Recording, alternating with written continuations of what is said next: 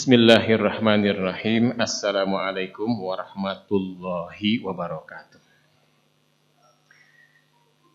Alhamdulillahirabbil alamin wa sallallahu ala sayyidina Muhammadin afdhaliz zakirin wa sayyidi syakirin wa imamil mursalin wa khatamin nabiyyin wa qaidil gurral muhajirin wa ala alihi wa sahbihi ajmain. Wa man salaka tariqahum ila yaumiddin. Nasyhadu an la ilaha illallah wa nasyhadu anna Muhammadar Rasulullah. Amma ba'du. Fa ya ibadallah usikum wa nafsi bi taqwallah faqad fazal muttaqun. Ya ayyuhalladzina amanu ittaqullaha haqqa tuqatih wa la tamutunna illa wa antum muslimun.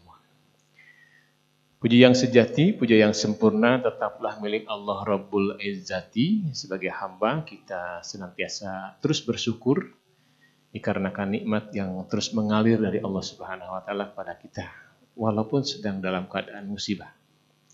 Wabil khusus pada kesempatan kali ini ada di bulan Rajab.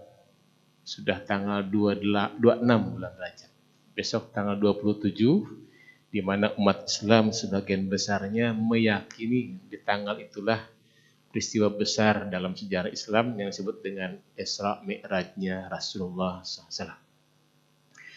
Bulan Rajab adalah bulan haram, bulan suci. Ada 4 bulan suci di dalam 1 tahun, yaitu bulan Zulqa'dah, Zulhijjah, Muharram, dan lompat dikit kayak bulan Rajab. Biasanya bulan suci adalah memang mengawali atau membersamai satu proyek ibadah besar. Bulan Rajab sebentar lagi akan masuk Ramadan, ibadah besar. Sedangkan bulan Zulqa'dah, Zulhijjah, dan Muharram itu membersamai ibadah besarnya umat Islam, ibadah haji. Sehingga dari dulu, bahkan sebelum Islam dibawa oleh Rasulullah pun juga masyarakat dunia masih menghormati bulan-bulan haram ini.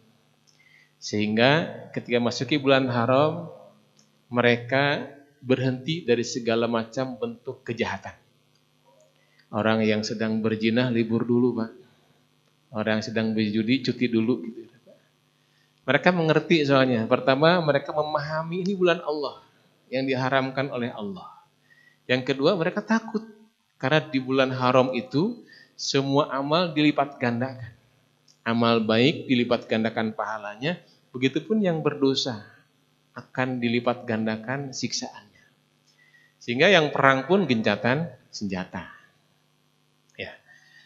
Sekali lagi, apalagi ini akan menyambut juga nanti ibadah besar.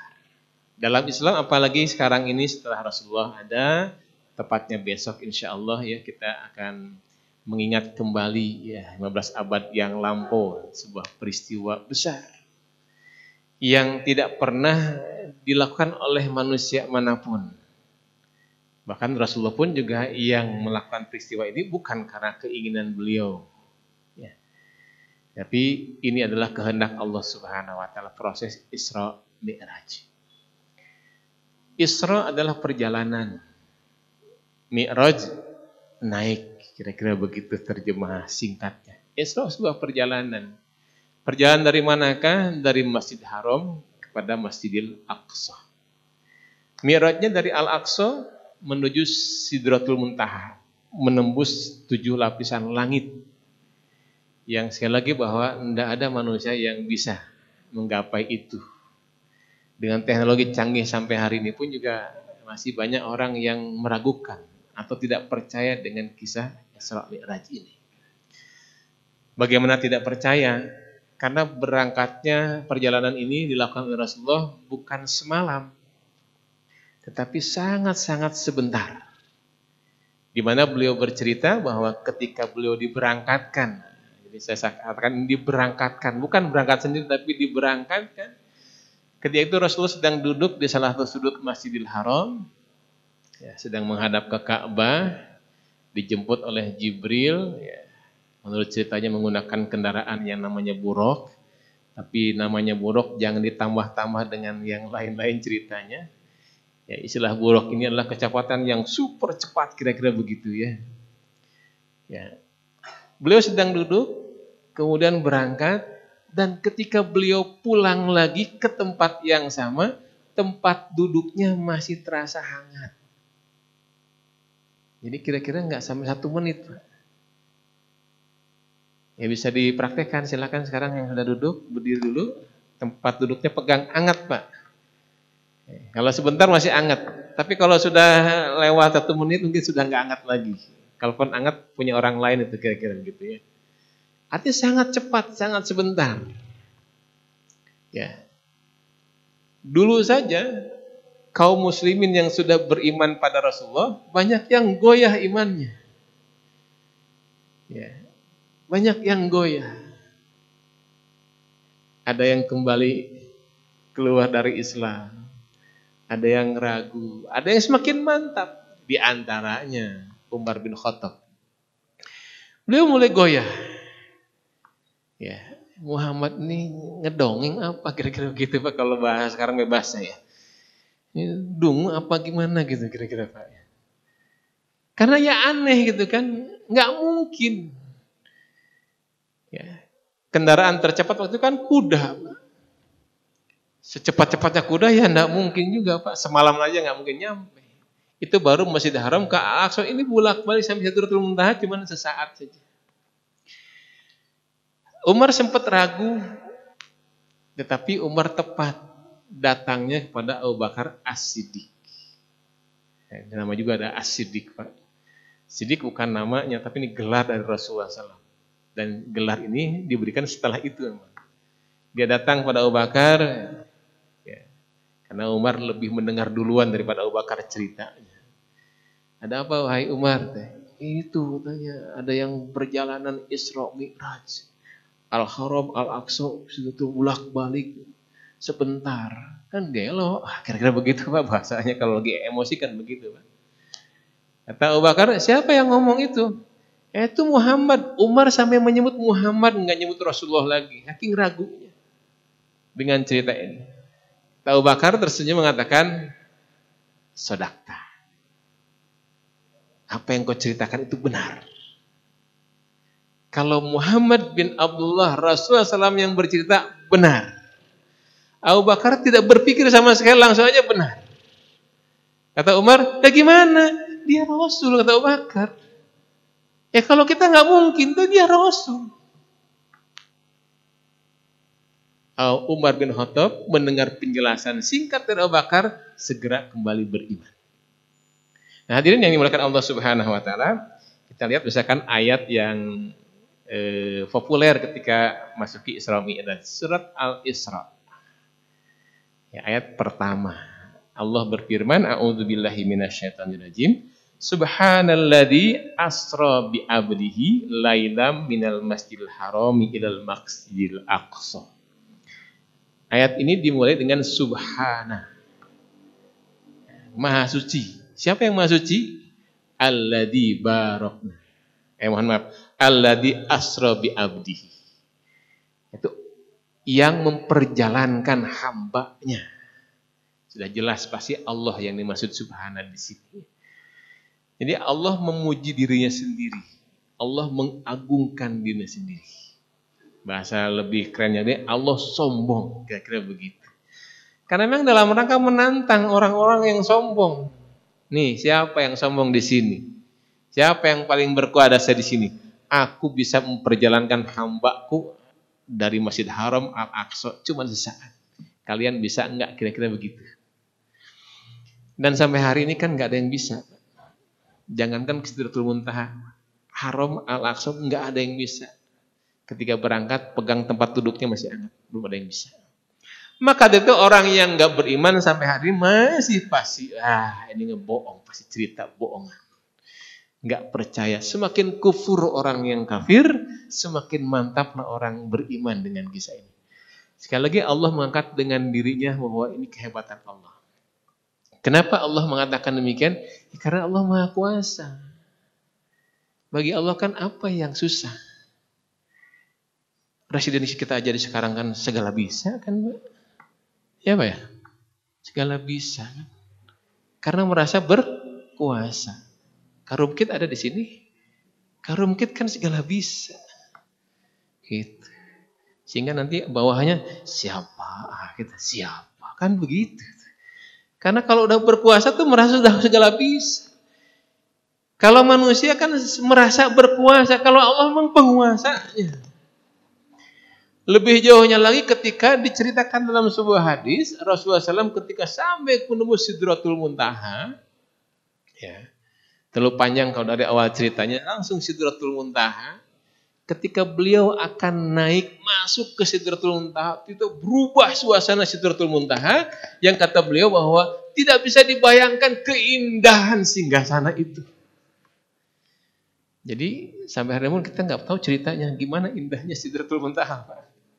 Kenapa kata Rasulullah nggak bisa dibayangkan soalnya.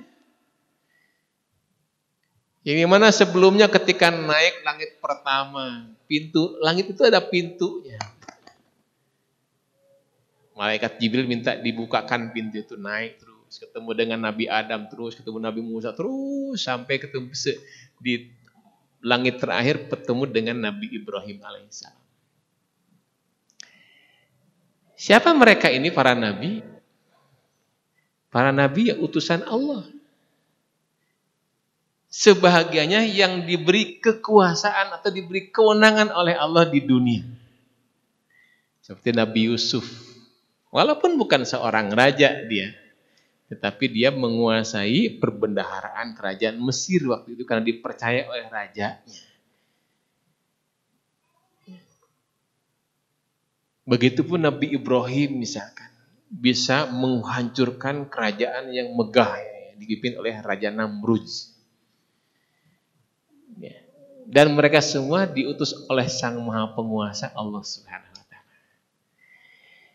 Ya, manusia ada yang jadi raja kan Pak, ada yang jadi penguasa, kalau sekarang ada yang presiden, ada yang perdana menteri, kan suka mengutus bawahan-bawahannya Pak, silakan pergi ke sana, pergi ke sini kan begitu ya, ditugaskan untuk berbuat ini, berbuat itu. Kalau ada kacauan di sebuah daerah, tolong amankan di sana. Kalau ada bencana alam, tolong silakan bantu. Kan begitu kira-kira tugas dari penguasa. Nah Allah ketika mengutus para nabinya, adalah dikarenakan kekacauan di dunia terjadi. Kacauannya adalah kemusyrikan. Sebagian nabi sekali lagi berkuasa. Nah Rasulullah Mi'raj ke Sidrat sampai ke Sidratul Muntaha itu bertemu dengan para penguasa sebelumnya, itu para nabi sebelumnya. Kira-kira mau diapain para Rasulullah? Dipanggil Allah bertemu para nabi, para penguasa sebelumnya. Ada Nabi Musa, ada Adam sebagai bapak moyangnya, ada Nabi Ibrahim, ada Nabi Yusuf, segala macam. Sebelum kira-kira mau ngapain, bahwa peristiwa Isra Mi'raj sendiri secara lahiriah manusianya adalah menghibur Rasulullah. Ini pelajaran sederhananya, menghibur Rasulullah. Kenapa menghibur Rasulullah? Rasulullah SAW sedang dalam kondisi amul hazan, tahun duka cita.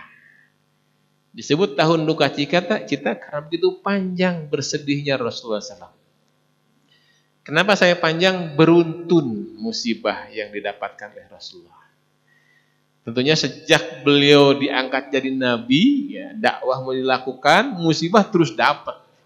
Tetapi di tahun itu kurang lebih tahun ke-10 Hijriah, Rasulullah mendapatkan musibah yang memuncak. Di antaranya paman beliau yang dicintai dan mencintainya wafat. Yaitu Abu Thalib, yang mengasuhnya sejak kecil. Yang membuat beliau sedih bukan karena pamannya meninggal dunia. Ini paman yang menyayangi dirinya dan dirinya pun menyayangi pamannya, meninggalnya tidak seakidah dengan Rasulullah. Tidak mau masuk Islam. Bukan Rasulullah tidak berhasil, tidak mau dia masuk Islam. Padahal pamannya mengatakan ketika di demo kasarnya oleh para pembesar Quraisy agar Rasulullah menghentikan dakwahnya. Ketika sudah dialog dengan Rasulullah, pamannya membela, apa yang kau lakukan ini benar. Lakukanlah terus. Biar aku yang menghadapi mereka. Kira-kira begitu. Sehingga mungkin sebagai seorang keponakan merasa ini pamannya kan sudah membela dirinya. mungkin akan mudah masuk Islam, tapi kenyataan pada saat mau wafatnya justru nggak mau. Nah, ini pelajaran bagi kita pun juga ketika ada orang yang akan wafat, ya, mungkin saudara kita, orang tua atau siapa gitu. Jangan ditinggalkan sendirian. Ya, sebagai anak apalagi harus menemani 24 jam. Ya, gantian. Kenapa? Karena saat proses sakaratul maut itu akan terjadi perang dalam diri orang itu. Perang apa? Ya antara keyakinan imannya dengan godaan setan. Abu Thalib sudah mau mengikuti Rasulullah SAW.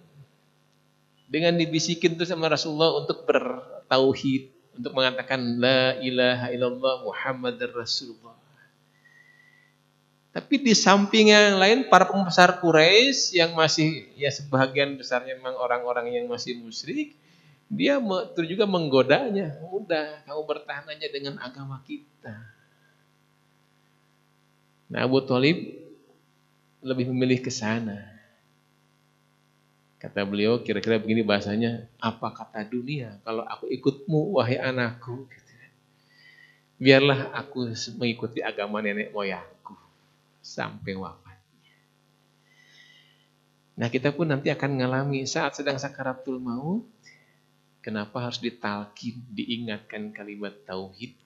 Karena barang siapa yang mengakhiri hidupnya meyakini dan terucaplah kalimat terakhirnya la ilaha illallah, dakhulul jannah, masuk surga.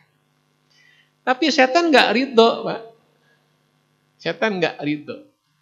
Dia membujuknya terus dengan berbagai cara, mau apapun kalimatnya, yang penting jangan kalimat itu. Di antaranya, calon mayit seringkali mengatakan haus, minta minum. Karena setan menawari minum memang untuk dia. Tujuannya bukan mau ngasih minum, agar orang ini tidak mengatakan la ilaha illallah. Maka itu dampingi. Lebih jauhnya nanti kalau acaranya tentang talqin kita sampaikan detail ya, bagaimana mentalqin dengan baik. Kembali kepada Rasulullah SAW. Yang kedua, wafatnya istri yang dicintainya. Ya, dan paling dicintai ketimbang istri-istri yang lainnya. Bahkan ketika itu Rasulullah masih beristrikan satu saja, Khadijah. Ya. Betapa tidak, mereka berdua kaya raya, berjuang bersama-sama dari nol sampai akhir. Ketika wafatnya Khadijah, kesulitan Rasulullah mencari sehelai kain kafan untuk menutupi tubuh Khadijah. Kenapa? Jatuh miskin Rasulullah selama dakwah 10 tahun itu. Karena harta benahnya digunakan untuk umatnya. Dan banyak lagi serangan-serangan orang Quraisy semakin dahsyat. Bahkan berencana ingin membunuh Rasulullah. Yang biasanya nggak pernah ingin membunuh Rasulullah para kaum Quraisy itu. Kenapa? Ada pembelanya, yaitu pamannya dengan istrinya. Tapi keduanya wafat, mereka semakin berani ingin membunuhnya. Sehingga Rasul bersedih. Pelajaran bagi kita dengan Isra Mi'raj bahwa bersedih nggak boleh berkepanjangan. Dunia ini fana, bahagia akan berhenti, sedih pun juga akan berhenti. Nggak usah berkepanjangan. Jangan berlarut-larut. Ya, bahkan sederhana kalau kata Rasulullah, kalau sedang bersedih, coba tersenyum aja, langsung berbahagia. Karena kata Rasulullah, besok kamu pasti akan dapat kegembiraan. Hanya dengan tersenyum saja. Jadi kalau bersedih, senyum aja. Tapi kalau sedang berbahagia, kata Rasulullah, coba kerutkan keningmu sejenak saja. Kalau tadi dengan tersenyum dipastikan oleh Rasulullah, kamu pasti akan bahagia. Tapi kita coba kerutkan keningmu sejenak. Kata Rasulullah, boleh jadi besok lusa kamu akan bersedih. Artinya siap-siap juga. Jangan sedang berbahagia lupa diri. Sekali lagi ini hiburan. Jadi perjalanan. Nah, salah satu manusia kan kalau sedang bersedih, berduka kan healing, Pak. Cuman kalau dunia kerja jadi tambah stres, Pak. Senin sampai Jumat kerja stres, gitu ya. Tujuannya ngumpulin duit kan. Sabtu healing tuh kan. Pergi kemana Sabtu Ahad. Ngabisin duit, Pak. Stres kan. Besoknya Senin kerja lagi, sudah stres tuh. tambah stres, healing lagi Sabtu Ahadnya begitu, semakin muter stresnya, Pak. Oleh karena itu kalau jalan-jalan kayak Rasulullah Isra Mi'raj. Pelajaran bagi kita bahwa apa yang dilakukan Rasulullah harus teladani oleh kita. Laqad kana lakum fi Rasulillahi uswatun hasanah. Sungguh pada Rasulullah itu terdapat suri teladan yang baik, termasuk Isra Mi'raj. Perjalananlah yang baik. Isra dari masjid ke masjid. Rasulullah mempraktekannya bahwa Rasulullah khusus sudah di Madinah, apapun yang akan dilakukan Rasulullah pasti dimulai dari masjid. Apalagi mau safar, pasti ke masjid dulu. Ya qadarullah memang rumah Rasulullah kan pinggiran masjid. Masuk masjid, sholat dulu 2 rakaat, kemudian baru pergi. Pulang dari manapun, masuk masjid, sholat dulu baru ke rumahnya. Itu praktek Isra. Ya. Kalau belum sampai ke Masjidil Haram ke Al-Aqsa, antar masjid di dekat kita saja. Apalagi kalau ada masalah, sudah nggak usah mikir, Pak, kalau ada punya masalah. Bagi saya sederhana, Pak. Kalau masalahnya kecil, selesaikan. Kalau masalahnya besar, serahin aja pada Allah. Kan kita bisa menyelesaikan masalah kalau kecil, Pak. Tapi kalau masalahnya lebih besar dari kita, ujungnya stres. Mending serahin sama pada Allah aja. Gimana caranya? Sholat. Dan ini kan pelajaran Isra Mi'raj. Di mana Isra Mi'raj perintah sholat. Diberikan oleh Allah pada Rasulnya. Dan kita lihat semua perintah amal ibadah apapun yang diutus Jibril datang ke Rasul. Tapi untuk menetapkan 5 waktu sholat, nah Jibril yang diutus. Jibril hanya mengirimkan undangan saja, menyiapkan pesawat terbangnya, kira-kira begitu. Agar Rasulullah aman pulang pergi perjalanannya. Allah langsung yang memerintahkan sholat. Artinya ini sangat urgent, sangat penting. Di mana masyarakat sekarang itu sangat abai dan lalai dengan sholat. Isra Mi'raj mukjizat. Begitupun dengan sholatnya mukjizat. Arti mukjizat ya keajaiban. Jangan pakai nalar kita berpikirnya. Gunakan iman. Tadi meneladani Isra Mi'raj, gimana caranya? Dengan iman. Datang ke masjid. Dan setiap muslim atau berpikirlah, kalau nanti baca Qur'annya tuh juz kedua langsung mengarahkan kita agar berkiblat. Apapun kita harus berkiblat. Masjidil Haram adalah kiblatnya. Bahwa kita paling tidak sekali saja ziarah ke Masjidil Haram. Syukur-syukur bisa berkali-kali. Apakah dalam ibadah hajinya atau umrah. Jangan tidak ada dalam pikiran ke Masjidil Haram. Isra Mi'raj sekali lagi Rasulullah tidak pernah berpikir, dia hanya sedang bersedih, sedang beribadah, taqarrub di Masjidil Haram, tiba-tiba Allah mengundangnya. Nah nanti pun kita akan Isra sampai ke Masjidil Haram itu adalah Allah yang mengundang, bukan karena kita punya kekayaan, bukan karena kita hebat, bukan karena kita punya kedudukan, tapi Allah yang mengundangnya. Jadi pasrahkan, biarkan Allah yang mengundang kita. Buktinya adalah kalau Allah mengundang tiap hari 5 waktu, segera penuhi undangan Allah itu. Kalau ingin cepat diundang ke Masjidil Haram. Jangan nanti apapun kesibukannya. Ketika Allahu Akbar, tutup semua pekerjaan langsung. Bahkan kalau dia sudah merasakan disebut halawatul iman, nikmatnya iman, sebelum bermunyi adzan mungkin 5 atau 10 menit sudah berangkat menuju masjid untuk persiapan sholat. Mau Isra Mi'raj. Bahkan sekarang masih banyak tuh digaungkan terus doanya karena peristiwa Palestina masih bergolak kan sampai sekarang. Udah lewat dari 100 hari. Apa doanya? Allahumma a'idil masjidil aqsa ila rihabil muslimin. Meminta kepada Allah agar dikembalikan Al-Aqsa pada kaum muslimin yang menjaganya, merawatnya. Dan di ujung doanya adalah warzuqna fihi salatan qoblal mamat. Berikan kami rezeki ya Allah agar sholat di tempat itu sebelum meninggalnya. Karena ini pesan Rasulullah. Pesan Rasulullah. Selain itu Rasulullah sudah ke sana Isra Mi'rajnya. Pesan Rasulullah bahwa seumur hidup lakukanlah sholat di Masjid Aqsa. Walaupun ketika ditanya oleh sahabat, apakah keutamaannya, apa lebih utama dengan Masjid Haram di Mekah atau di Nabawi? Tidak, kata Rasulullah. Tapi orang yang sholat di situ akan dapat keberkahan. Niatkanlah dari sekarang. Mi'raj, bagaimana menteladani Mi'rajnya? Sholat. Mi'rajul mu'minin as-sholat. Demikian sabda Rasulullah. Mi'rajul mu'minin as-sholat. Jadi diberikannya perintah sholat oleh Allah itu karena ini senjata bagi Rasulullah khususnya dan kaum muslimin sesungguhnya bahwa melakukanlah Mi'raj. Karena Mi'raj itu adalah akan menguatkan segala potensi diri kita termasuk Rasulullah. Mungkin saya akan mengakhiri. Kalau saya ditanya temanya apa, Isra Mi'raj dan kekuasaan. Ini jarang dibahas. Saya angkat ini. Kita tahu Pak, Rasulullah diketemukan dengan para nabi yang sudah berkuasa di dunia sebelumnya.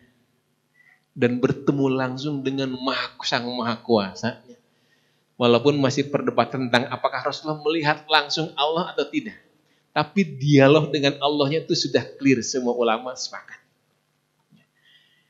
Dan ngapain? Bukannya sekedar diperintah sholat. Kalau orang sekarang apa? Bimtek Pak Rasulullah. Bimbingan teknis Rasulullah dari Allah langsung. Kenapa dibimbing langsung? Agar Rasulullah jadi penguasa di muka bumi. Kau jadi penguasa? Karena begitu kan. Wa id qala rabbuka lil malaikati inni ja'ilun fil ardi khalifah. Manusia diciptakan untuk jadi penguasa di muka bumi ini. Adam langsung tuh diturunkan ke dunia dengan prosesnya salah dulu di surga. Jadi kalau Adam di surga dulu, turun ke dunia. Kalau Rasulullah dipanggil ke surga, baru jadi penguasa di dunia. Kita lihat bahwa setelah Isra Mi'raj, ya, 2 tahun berikutnya hijrah. Sebelum hijrah, Rasulullah kan sudah tidak bisa berdakwah lagi di Mekah. Udah buntu, nggak punya pikiran apapun. Tapi ketika setelah Isra Mi'raj, kepikiran, ide muncul. Menyambut tetamu Masjidil Haram, para jamaah haji. Jadi sebelum Islam juga mengisyaratkan jamaah haji, haji sudah ada kan di zaman Nabi Ibrahim alaihissalam. Nah jadi dari tahun ke tahun ada berombongan manusia berangkat untuk menunaikan ibadah haji. Tapi kenapa Rasulullah nggak kepikiran dari awal dakwahnya ke situ? Tapi justru saat itulah Rasulullah punya idenya mendakwahi orang-orang yang datang. Dan dalam sejarah yang bertemu dengan Rasulullah adalah orang-orang Madinah. Ya, yang nanti menjadi kaum Ansor. Aus dan Khazraj. Di mana kaum Aus Khazraj itu mereka sudah dapat dakwahnya dari orang Yahudi. Jadi Aus Khazraj itu 2 kaum di Madinah yang sering berperang terus mereka 2 kubu ini, tetapi didamaikan oleh orang Yahudi. Damainya dengan pakai kitab Taurat. Dan di situ dijanjikan bahwa sebentar lagi, tenang, ada nabi baru, ada kitab baru. Sehingga orang Madinah itu, wah kapan nih nabi baru? Ingin ketemu. Qadarullah disitulah ketemu. Tahun pertama 12 orang. Dia udah ketemu, sebelum ketemu tuh mereka juga heran kok. Ketika datang ke Mekah, tahun itu juga Qadarullahnya. Pemimpin Quraisy semuanya tuh pasti berkampanye, Pak. Kampanye apa? Menjelek-jelekan Rasulullah. Gila, tukang sihir, macam-macam. Loh kok tahun ke tahun gak pernah ada cerita ini. Tapi di tahun itulah cerita dahsyat bagaimana hoaxnya tentang Rasulullah. Sehingga penasaran mereka, ingin tahu aja di mana sih namanya Muhammad. Setelah ketemu Rasulullah SAW, mereka gak menemukan apa yang dibulikan oleh orang-orang Quraisy. Mereka melihat Rasulullah orang baik dan terjadilah obrolan. Mereka sering berbisik. Kayak kita aja Pak kalau berbisik Pak. Kita duluan aja yuk. Sebelum ketahuan Yahudi kita duluan beriman kepada dia. Ini nabi baru gitu. Nanti kalau keduluan Yahudi kita mah diomprengin lagi, dibisnisin lagi gitu kan. Jadi orang Yahudi itu dengan kitabnya bisnis Pak. Mendamaikan tuh bisnis. Nanti kalau udah damai diperangin lah, jauh domba lagi. Begitu orang Yahudi. Ayo kita duluan aja, duluanlah mereka. Tahun depannya datang lebih banyak 72 orang, Pak. Ya. Dan di situ mereka bertanya, ya ketika kata Rasulullah, bela aku. Kata Rasulullah, kalian apakah siap membela aku? Melindungi aku sebagaimana kalian membela anak kalian, harta benda kalian. Mereka sebelum menjawab iya, bertanya dulu, kalau kami membela engkau ya Muhammad, ya Rasulullah, apa hak kami nanti? Ada pragmatis Pak di situ Pak. Kayak kampanye aja. Kata Rasulullah, hak kalian adalah surga Allah Subhanahu wa taala. Rasulullah mantap kalimat itu. Kenapa? Sudah di surga Rasulullah Isra Mi'raj kan. Sudah ketemu Allah langsung melihat kenikmatan Sidratul Muntaha aja luar biasa. Sampai nggak bisa digambarkan tentang indahnya. Sehingga mengatakan Anda akan dapat surga Allah. Bukan sembako, Pak. Dapat Allah. Sehingga sahabat Ansor yang mengatakan bahwa ini perniagaan yang menguntungkan. Kami berjanji siap melindungi Anda dan kami tidak akan memutuskan sepihak dan kami tidak meminta untuk diputuskan perdagangan ini.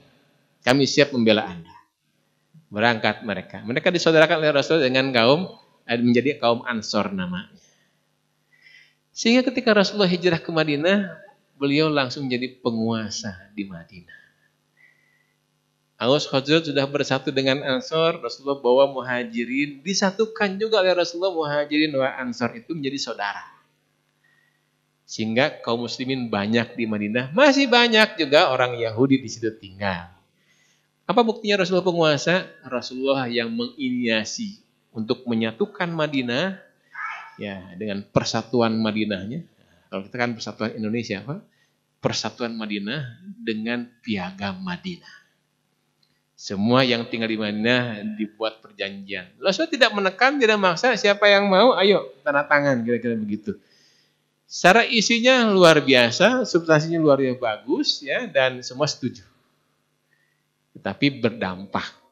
Apa dampaknya? Yahudi terusir semua dari Madinah. Kenapa? Karena Yahudi pengkhianat. Dari situlah bahwa kita pun mengetahui bahwa Yahudi itu berkhianat kapanpun, nggak pernah bisa. Jadi kalau orang-orang di kita ada yang berhubungan dengan Yahudi, jangan merasa tenang bekerja sama dengan Yahudi. Pasti dikhianati oleh Yahudi itu. Sekali lagi Rasulullah di situ berkuasa, senjatanya apa Pak? Salat. Terakhir dari saya, sehingga setelah hijrah ke Madinah, Rasulullah langsung diberi firman Allah itu petunjuknya surah Al-Baqarah. Panjang Pak, walaupun nggak sekaligus. Al-Baqarah. Ya. Juz pertama mapping kehidupan di Madinah, kira-kira begitu. Dan mapping kehidupan di dunia manapun. Juz kedua arahan dari Allah Subhanahu wa taala harus bagaimana? Dari mulai berkiblat. Di antaranya pindah kiblat, tadinya ke Al-Aqsa, salatnya Rasulullah SAW, ya, 16 bulan di Madinah itu, kemudian pindahlah ke Masjid Haram. Sehingga di sana yang sudah pernah ke sana itu kita melihat ada masjid kiblatain, masjid dua kiblat. Di zaman Rasulnya nggak ada masjid, cuman menjadikan momentum di sana dibangunlah masjid kiblatain. Nah, di dalam surat Al-Baqarah itu ada 2 ayat yang jelas sama isinya, tapi diawali dengan berbeda. Ayat 45 Allah berfirman, wasta'inu bis-sabri was-shalah. Ini senjata, jadikanlah sabar dan salat sebagai pertolongan dari Allah. Kemudian loncat 53-nya dimulai dengan kalimat ya ayyuhalladzina amanu. Wahai orang beriman, ista'inu bis-sabri was-shalah. Jadikanlah sabar dan salat sebagai bentuk pertolongannya. Kalau ayat 45 diakhiri dengan diceritakan oleh Allah bahwa ini sederhana, sabar dan salat sebagai bentuk pertolongan, tapi berat kata Allah, berat mengerjakannya. Tapi di surat Al-Baqarah 153-nya Allah mengatakan innallaha ma'as-sabirin. Allah bersama dengan orang-orang yang sabar. Salatlah yang membuat Rasulullah mulai berkuasa. Kenapa? Saya contohkan aja, hanya mengamalkan salat, kita kan sering berdoa, Rabbana atina fid dunya hasanah wa fil akhirati hasanah wa qina adzabannar. Prakteknya sederhana, Pak. Salat aja. 1, qobla subuh 2 rakaat. Itu menggambarkan Rabbana atina fid dunya hasanah. Dunia yang baik. Karena kata Rasulullah, rakaatal fajri khairum minad dunya, ya, bahwa ketika 2 rakaat qobla subuh lebih baik dari seisi dunia. Berarti ya jadi penguasa juga gampang, Pak. Qobla subuh aja rutin. Bagaimana dengan akhiratnya? Laksanakan rawatib 12 rakaat setiap saat. Duhur, qobla duhur 4 rakaat, ba'da duhur 2 rakaat, ba'da maghrib 2 rakaat, ba'da isya 2 rakaat, tadi qobla subuh 2 rakaat, 12 rakaat. Rutin tiap saat. Itu akhirat hasanah bagiannya. Bagaimana dengan wakilnya ada benernya? Berjamaah di masjid bagi laki-laki, terutama sholat subuh. Karena sholat subuh pembeda antara orang beriman dan orang munafik. Oleh karena itu bahwa kalau kita ingin menguasai dunia, ya, komandan mau siap jadi presiden, sholat aja Pak. Ya, sholat aja.